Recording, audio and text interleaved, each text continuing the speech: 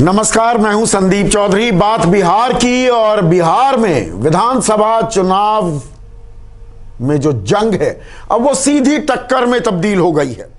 नीतीश कुमार एक तरफ, अनुभवी चेहरा सुशासन बाबू की छवि, दूसरी तरफ 31 साल का तेजस्वी। और जब इस जंग का आगाज हुआ था, शंखनाद हुआ था, तो बहुतेरे राजनीतिक जानकार, विश्लेषक और आरजेडी के खिलाफ लड़ने वाली जेडीयू और बीजेपी का खेमा, उनको लग रहा था जंगल राज का बैगेज, लालू प्रसाद यादव की विरासत, अनुभवहीन तेजस्वी यादव, यह केक वॉक होगा, यह लड़ाई नहीं होगी, तेजस्वी यादव को तो हम आसानी से घेर लेंगे। लेकिन जैसे जैसे चुनाव आगे बढ़ रहा है, पहले चरण का मतदान हो चुका है, दूसरे चरण के मतदान की तैयारी हो रही है, तेजस्वी यादव क्या जो आकलन था उससे जुदा साबित हुए हैं सुकेश? ऑन द कॉन्ट्ररी, कमजोर कड़ी माना जा रहा था। ऐसा सामने देखकर तेजस्वी को यह अंदाजा लगाया जा रहा था कि he is going to be a no match for Nitish Kumar. ये दरअसल मजबूत कड़ी थी एनडीए की, ये मजबूत कड़ी थी कि नीतीश का चेहरा होगा, कहां टिक पाएगा ये लड़का, कहां टिक पाएगा। नीतीश कुमार के सामने तेजस्वी जब खड़े होंगे तो तेजस्वी में वो सलाहियत नहीं होगी, वो अनुभव नहीं होगा, तेजस्वी में उनको मैच करने की कोई कैपेबिलिटी नहीं होगी। इसको स्ट्रॉन्ग पॉइंट समझा जा रहा था। इसको जेडीयू एनडीए के लोग मतलब वो उनके लिए नो ब्रेनर था। हाँ, कि नीतीश के अलावा कौन, कि तेजस्वी जैसे सामने होंगे, हाँ, वो डेफिनेट एज नीतीश कुमार को दे देंगे। जो मैंने अभी तक ऑब्जर्व किया है उससे मुझे यह लग रहा है कि ऑन द कॉन्ट्ररी तेजस्वी दरअसल चैलेंज करने लगे हैं, वो बेटर चैलेंजर हो गए। अगर कोई दूसरा होता तो शायद ऐसा चैलेंज देता नहीं देता, इसकी तो कल्पना की जा सकती है, लेकिन वो क्यों नहीं दे पाता, ये मैं सोचता हूं कि तेजस्वी एक नेचुरल सक्सेसर के तौर पर आरजेडी में है। आरजेडी में उनसे स्वीकार्य कोई चेहरा नहीं होता, शायद उसकी वो फॉलोइंग पार्टी के अंदर नहीं होती। वो नरेंद्र मोदी की तरह नहीं होता, वो मनमोहन सिंह की तरह होता कि वो उम्मीदवार तो बना दिया गया होता, लेकिन शायद उसमें उसको वो बैकअप नहीं मिलता, वो अथॉरिटी उसके अंदर नहीं होती। तेजस्वी में पहले तो वो अथॉरिटी, चूंकि वो लालू यादव के बेटे हैं, और अब चूंकि वो सर्वमान्य नेता आरजेडी के भीतर हो गए। आरजेडी के भीतर जो तमाम बड़े नेता थे, आप देख लीजिए अब्दुल बारी सिद्दीकी को, पुराने नेता, अपनी कॉन्स्टिट्यूंसी में चुनाव लड़ रहे हैं। जगदानंद सिंह अध्यक्ष हैं, हाँ, बहुत लिमिटेड रोल है। रामचंद्र पूर्वे वो पुराने अध्यक्ष हैं, चुनाव में कहां है मुझे मालूम नहीं है। उनके युवा चेहरों को भी देख लीजिए, आलोक मेहता अपने इलाके में चुनाव लड़ रहे हैं। He is the only one, वो अकेला ऐसा चेहरा है जो दिन भर में 12-15 सभाएं कर रहा है। पर ये तेजस्वी नहीं, मैं ये कह रहा था कि ये तेजस्वी जिनको एक बैगेज की तरह देखा जा रहा था कि दरअसल जब लालू यादव के खानदान का कोई व्यक्ति आएगा उन पे हमले हो रहे हैं, लेकिन वो हमलों को जो डिफ्लेक्ट कर रहे हैं उस पे जो ध्यान नहीं दे रहे हैं। नीतीश पर आते हैं। आपने एक बहुत अहम पॉइंट उठाया सुकेश कि आरजेडी में वो सर्वमान्य हो गई, लेकिन जो विपक्षी महागठबंधन था, और हमें भूलना नहीं चाहिए चुनाव से पहले जब आगाज हुआ, शंखनाद हुआ, आरएलएसपी भी इनके साथ थी, वीआईपी थी, हम भी था, और ये लोग छिटक गए कि नहीं, तेजस्वी मुख्यमंत्री के तौर पर वो चेहरा हमें कबूल नहीं है।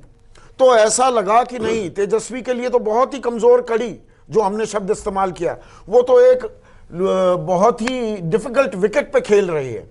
पर धीरे धीरे जो अनफोल्डिंग हुई है उसमें तेजस्वी ना सिर्फ आरजेडी बल्कि कांग्रेस के लिए भी और वाम खेमे को भी जिस तरह से उन्होंने सहेजा है, और जो सीटों का बंटवारा भी बाद में मुकम्मल हो गया, वो तेजस्वी जो उम्मीद की जा रही थी उससे कहीं बेहतर आगे आ गई। मैं एक एक पॉइंट पे आपको बताता हूं। तेजस्वी बहुत ही युवा है, 31 साल उनकी उम्र है, राजनीति में उम्र उनकी 5 साल है। क्या क्या किया है उन्होंने, देखिए, एक नैरेटिव बनता है इलेक्शन के पहले, और वो नैरेटिव बड़ा जोर का काम आता है। हाँ, बहुत वीक ओपनिंग थी, जैसे फिल्मों में होता है ना कि भाई ओपनिंग अच्छी नहीं हुई, थर्सडे फ्राइडे को रिलीज हुई फिल्म और वो चली नहीं, तो शुरुआती दौर में ऐसे लग रहा था कि तेजस्वी की ओपनिंग बड़ी वीक हुई है। वो वही मैं बता रहा था कि वीक ओपनिंग क्यों थी। हाँ, हम पार्टी बाहर निकलती है, मांझी कहते हैं तेजस्वी से नहीं हो पाएगा, फिर वो हमला करते हैं एक परिवार जो बिहार पर भार। आरएलएसपी बाहर निकलती है, वो तेजस्वी का नेतृत्व मानने को तैयार नहीं है। कांग्रेस की तरफ से इनिशियल बयान आते हैं कि ये तो आरजेडी के चेहरा है, हमारे चेहरा नहीं है। हाँ। पहली विक्ट्री, तेजस्वी की पहली विक्ट्री वो इन दोनों के बाहर जाने के बाद, हम और आरएलएसपी के बाहर जाने के बाद भी इस नैरेटिव के बीच कि तेजस्वी कमजोर कड़ी है, वो इमर्ज करते हैं। दूसरी विक्ट्री, वो कांग्रेस और लेफ्ट से ये मनवाते हैं कि ये हमारा मुख्यमंत्री पद का उम्मीदवार है। तीसरी विक्ट्री, इस बार जो गठबंधन किया है वो राजनीतिक पंडित, मैं नरेंद्र मोदी जी के शब्द चुरा रहा हूं, वो पंडित कहते हैं, राजनीतिक पंडित कहते हैं कि ये बेस्ट अवेलेबल ऑप्शन था उनके पास। सीपीआई एमएल, सीपीआई सीपीएम को जोड़ना ये एक स्मार्ट मूव था, तो वो उन्होंने किया। चौथी विक्ट्री, कांग्रेस को 70 सीटें दी, वाल्मीकि नगर की लोकसभा सीट भी दी, लेकिन कई बार गठबंधन में भी आपको स्मार्टनेस दिखानी पड़ती है। कांग्रेस को जो कुछ सीटें दी उनका मन रखने के लिए वो कमजोर सीटें थी। 70 सीटें तो दे दी हैं, हालांकि इसका एक फ्लिप साइड ये भी हो सकता है कि कहीं कांग्रेस ही ना कमजोर कड़ी ना हो जाए। लेकिन इनिशियली अगर देखा जाए तो स्मार्ट मूव में से एक देखा जाएगा कि कांग्रेस से गठबंदन न टूटे। 58 सीटें दी गई थी। लालू यादव इस पक्ष के थे कि उनको 58 दी जाए और वाल्मीकि नगर की उपचुनाव वाली सीट उनको दे दी जाए। 58 को 70 तक पहुंचाया गया। ये उनकी चौथी विक्ट्री थी कि सीट भी दी, लेकिन वो कमजोर सीटें हैं, उससे आरजेडी का बहुत नुकसान नहीं था। पांचवी विक्ट्री, आरजेडी के लिए एक बल्क, बहुत समय के बाद आरजेडी इतनी सीटों पे चुनाव लड़ रही है। ये एक साथ उन परिस्थितियों में इतनी विक्ट्री अचीव करना जब उनको मतलब डाउन एंड आउट बताया जा रहा था, जो उनके साथ वाले थे, जो 19 में उनके साथ चुनाव लड़े थे, वही बता रहे थे कि भाई इससे होने वाला नहीं। और चूंकि 19 में सुपड़ा साफ हो गया था, इसलिए लोगों में सहसा ये गया कि अरे भाई इनको तो इनके साथ वाले लोग मानने को तैयार नहीं है। वहां से यहां तक चुनाव वो हारेंगे जीतेंगे ये तो भविष्य के ये 10 तारीख को पता लेकिन जिस तरीके से वो चैलेंजर की तरह दिख रहे हैं, जिस तरीके से अपने इर्द गिर्द उनके इर्द गिर्द भीड़ दिख रही है, जिस तरीके से मुद्दे से बिना भटके हुए एक आध बयान इधर उधर छोड़ दीजिए, तो मुद्दों से बिना भटके रिलेंटलेस कैंपेन उनका है, तो उनके अंदर वो एनर्जी भी दिख रही है, उनके अंदर वो पॉलिटिकल एक्यूमेन भी दिख रहा है, परिपक्वता दिख रही है बिल्कुल। हाँ। और वो हंगर दिख रहा है। अभी वो 31 के हैं तो अभी तो वो होगा, और यहां पर सब में नहीं होता। हाँ, उनमें वो हंगर भी दिख रहा है जीत का। नीतीश, जो उनको लग रहा था कि नीतीश के अलावा कौन, चेहरा कौन, हम तो सीधा पूछेंगे भाई किसको दोगे, मेरे अलावा कौन है, ये बात आएगी कि मैं हूं ना। पर जो ये संकट काल है, संक्रमण काल है, इसमें नौकरियों पर तलवार लटकी हुई है, नौकरियां जा रही हैं, तनख्वाहें कम हो रही हैं, दिहाड़ी मजदूर परेशान, पलायन हुआ, ऐसे में नौकरी के मुद्दे से ना हटना, ये एक अभी के लिए, देखिए 10 तारीख को क्या होता है वो भविष्य के गर्त में है, लेकिन फिलहाल जो जमीन पर तस्वीर दिख रही है ये मास्टर स्ट्रोक है। ये नीतीश कुमार को, एनडीए को परेशान कर देने के लिए काफी है। नीतीश कुमार पिछले 15 सालों में इतने परेशान कभी नहीं हुए हो। नीतीश कुमार एब्सोल्यूट पावर वाले व्यक्ति हैं। नीतीश कुमार ने बहुमत एंजॉय किया है, पावर एंजॉय किया है, एडमिनिस्ट्रेशन को चलाना एंजॉय किया है। ये पहली बार वो वीक टर्फ पे है, क्योंकि समय ऐसा है जिस वक्त नौकरियों की सबसे ज्यादा जरूरत है, जिस वक्त नौकरियों को सबसे बड़ा मुद्दा बना दिया गया है। अभी से 6 महीने पहले आप ये वाइब्स आपको नहीं मिलते ग्राउंड से कि नीतीश कुमार बिल्कुल फेल हो गए।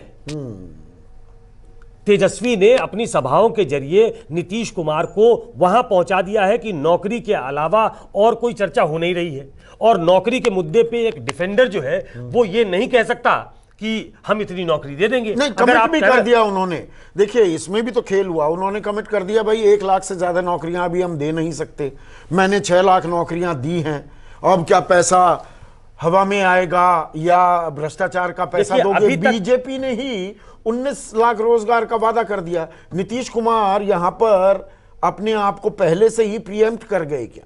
नहीं, नीतीश कुमार अभी तक ऐसा होता था कि वो चुनावों में टोन सेट करते थे, विपक्षी उनको फॉलो करते थे। पहली बार ऐसा लग रहा है कि विपक्षी टोन सेट कर रहे हैं और नीतीश कुमार को फॉलो करना पड़ रहा है। अगर नीतीश कुमार उस ट्रैप में आते हैं, वो नौकरियों के बारे में चर्चा करते हैं कि पैसे कहां से आएंगे। देखिए, एक ऑल्टरनेट विजन तो आपको दिखाना पड़ता है। वो बीजेपी ने दिखाया है कि भाई हम 3 लाख 4 लाख सरकारी नौकरियां देंगे, बाकी रोजगार सृजित करेंगे। ये जाहिर तौर पे होना था, इसमें बहुत रॉकेट साइंस नहीं था। लेकिन जिस तरीके से वो ट्रैप दिख रहे हैं, एनडीए ट्रैप दिख रहा है। और नीतीश तो अभी भी कह रहे हैं ना, 1 करोड़ युवा हैं, बेरोजगार हैं, 1 करोड़ को दे दो ना फिर नौकरी। अभी भी वो उस बात से पीछे नहीं हट रहे। उस बात से पीछे नहीं हटेंगे, क्योंकि वो मुद्दा बन चुका है। इसलिए वो बताना चाहेंगे कि बोलने के लिए तो कोई कुछ भी कह सकता है। वो जो अंदर तक, काडर तक बात पहुंचाई जा रही है, वो ये है कि कहने के लिए तो राहुल गांधी 72,000 रुपया हर महीने लोगों के घर भिजवा रहे थे, लोगों ने वो नहीं लिया। तो जो प्रैक्टिकल बात है, जो प्रैग्मेटिक अप्रोच है, उसको स्वीकार करिए। लेकिन ये रफल्ड है नहीं, रफल्ड तो है इस बार। वो 15 साल का शासन है, वो अपने ट्रेडिशनल वोट बैंक पे टिके हुए हैं। वो सिर्फ ये पता लगाने की कोशिश कर रहे हैं, और हम सबको ये पता लगाना चाहिए, हम भी अपने स्तर से पता लगाने की कोशिश कर रहे हैं कि उनका जो ट्रेडिशनल वोट बैंक है, वो हल्ला गुल्ला करने वाला उनका ट्रेडिशनल वोट बैंक नहीं है। उनका ट्रेडिशनल वोट बैंक महिलाएं हैं, उनका ट्रेडिशनल वोट बैंक ईबीसी है, जो बहुत आराम से चुपचाप वोट देकर घर पे बैठता है। क्या नीतीश कुमार के लिए महिलाएं अभी भी वोट कर रही हैं? शराबबंदी भी एक मुद्दा बना है। शराब घर घर बिक रही है और आराम से उपलब्ध है, इसको मुद्दा बनाने की कोशिश गई। और ऊपर से शराबबंदी में शराब का धड़ल्ले से बिकना या उसमें पैसे खर्च होना, ये महिलाओं के लिए एक परेशानी का सबब है। वो नाराज हैं इस बात को लेकर। क्या वो इतनी नाराज हैं शराब के मुद्दे पे, या शराबबंदी जिस तरीके से एग्जीक्यूट की जा रही है या एग्जीक्यूट नहीं की जा रही है, उस पे क्या इतनी नाराजगी है कि नीतीश कुमार के खिलाफ हो गए हैं? ये ट्रेडिशनल वोट बैंक पिछले कुछ सालों में नीतीश कुमार ने बनाया था। नीतीश कुमार ये कह रहे हैं कि ये वो लोग परेशान हैं, ये वो लोग हल्ला गुल्ला कर रहे हैं जो शराबबंदी से बहुत परेशान हैं, जिनका अवैध धंधा था, जो कारोबार में लगते थे, जो 2 नंबर का धंधा करते थे, वो चाहते हैं कि ये सरकार जाए। तो वो महिलाओं को इस बहाने ये मैसेज देने की, सटल मैसेज देने की भी कोशिश कर रहे हैं कि दरअसल हमको हटाने की कोशिश वो शराब वाली लॉबी कर रही है, वो चाहती है कि शराब फिर से चालू हो जाए। तो वो एक तरीके से डरा भी रहे हैं, वो अंदेशा दिखा रहे हैं कि आप हमें वोट करिए, नहीं तो वो आ जाएंगे जो शराबबंदी नहीं चाहते हैं। तो उनकी वोटर महिलाएं क्या उनको वोट नहीं कर रही हैं? क्या ईबीसी उनको वोट नहीं कर रहा है? क्या इस नौकरी की हवा में सब उड़ गया? ये जो आपने कहा ना, नौकरी की हवा में सब उड़ गया, देखिए ऐसा नहीं है। वेल ऑयल्ड मशीन है बीजेपी, 24/7 वो इलेक्शन पॉलिटिक्स करते हैं। साथ में नीतीश कुमार, मुद्दे तमाम उठाए गए, मुद्दे राष्ट्रवाद के उठे, मुद्दा पाकिस्तान को लाया गया, टुकड़े टुकड़े गैंग कहा गया, राष्ट्र विरोधी ताकतों के साथ विपक्षी महागठबंधन मिला हुआ है, जंगल राज के युवराज कहा गया। पर इन मुद्दों की ट्रैक्शन नहीं दिख रही है इस बार। इस बार अटका हुआ है सारा चुनाव नौकरियों को लेकर। मुद्दे हर बार उठाए जाते हैं। बहुत वेल ऑयल्ड मशीनरी जिसका नाम आपने बीजेपी लिया, वो पिछली बार भी इतनी ही वेल ऑयल थी, और तब तो नीतीश कुमार, माफ कीजिएगा, नरेंद्र मोदी 2014 जीत कर आए थे। ग्राउंड पे ट्रैक्शन दिखना चाहिए, एक लोकल लीडरशिप ऐसी दिखनी चाहिए जिसपे लोगों का भरोसा हो। नौकरियों में ट्रैक्शन दिख रहा है, जाहिर तौर पे दिखेगा। 10 लाख नौकरियां एक बड़ी संख्या है। मैं बार बार कहता हूं कि मुझे ध्यान नहीं है कि 10 लाख एक साथ किस सरकार ने कब एक वक्त में नौकरी दी है। अगर तेजस्वी ये घोषणा करते हैं तो बहुत सारे, हम लोगों ने ये फिगर बताया था अपने दर्शकों को कि करीब 2.5 करोड़ के आसपास, 2 से 2.5 करोड़ के आसपास 30 साल तक के युवा हैं, उनको नौकरियां चाहिए। और बिहार में सबसे ज्यादा अगर मांग किसी चीज की होती है तो वो नौकरियों की होती है, सरकारी नौकरियों की होती है। नौकरी सरकारी न मिले तो अब उन्होंने उसके बियॉन्ड भी देखना शुरू किया है कि हम प्राइवेट नौकरियां भी अच्छी कर सकते हैं। नौकरी चाहिए तो ट्रैक्शन तो उसका होगा। अब सिर्फ इतना भरोसा दिलाना है तेजस्वी को कि ये नौकरी सिर्फ वो कह नहीं रहे हैं, वो देंगे भी। नीतीश कुमार ये विश्वास दिलाने में लगे हैं कि झूठे भ्रम में मत रहिए, झूठे वादों में मत फंसिए, नौकरी के चक्कर में फंसेंगे, सब कुछ गवा बैठेंगे, क्योंकि ये उसी लेगेसी को आगे लेकर चलता है। वही जंगल राज वो जंगल राज लेकर आएगा, और प्रधानमंत्री कहते हैं ये जंगल राज की युवराज है। हाँ, तो जंगल राज की गूंज सुनाई देने की कोशिश कर रही है कि ये सुनाई दे एनडीए, लेकिन अभी नौकरियों पर ही अटका हुआ है। पर एक साइलेंट वोटर भी है। वो साइलेंट वोटर क्या करता है, 40 साल से ऊपर वाले वोटर क्या करते हैं, उन्होंने लालू का राज भी देखा हुआ है, ये देखने वाली बात होगी। लेकिन लब्बो लुबाब ये है कि जो कमज़ोर कड़ी शुरुआती दौर में दिख रहा था तेजस्वी, आज की तारीख में सीधे सीधे टक्कर है। तो अभी के लिए, आज के लिए बस इतना ही। नमस्कार।